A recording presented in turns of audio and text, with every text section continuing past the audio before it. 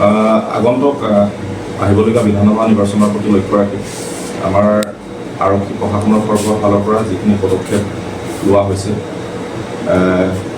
আমাৰ বিশেষকৈ কাৰ্বি আংলং পুলিচ আৰু বিশেষকৈ মোৰ থানা দহমকা থানাৰ পুলিচৰ তৰফৰ পৰা আপোনালোকে দেখা পাইছে যে আমাৰ ইতিমধ্যে আমাৰ থানাৰ এলেকাত ৰাজস্থান পুলিচৰ এটা ইলেকশ্যনৰ ডিউটিৰ কাৰণে আমাৰ দল এটা আহি উপস্থিত হৈছে আৰু তেখেতলোকৰ সহযোগত লগতে আমাৰ থানাৰ ষ্টাফৰ সহযোগত আমি যাতে নিৰ্বাচনত বাধা আৰোপ কৰিব পৰা কোনো ধৰণৰ সামগ্ৰী কোনো লোকে যাতে ট্ৰান্সপৰ্ট কৰিব নোৱাৰে সেই কাৰণে আমাৰ 24 ঘণ্টা থানাৰ সন্মুখত নাকা লগোৱা হৈছে। থানাৰ সন্মুখৰ লগতে অন্যান্য ঠাইতো আমি নাকা ছেটআপ কৰা হৈছে।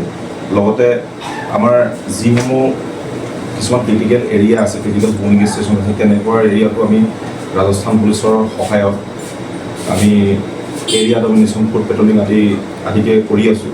গতিকে আশা কৰিছোঁ যাতে আগন্তুক আহিবলগীয়া বিধানসভা নিৰ্বাচন শান্তিপূৰ্ণভাৱে যায়। লগতে এই ক্ষেত্ৰত আমাৰ দহমকা থানাৰ এৰিয়াৰ যি জনগণ আছে সকলোৰে সহায় সহযোগিতা কামনা কৰিছোঁ।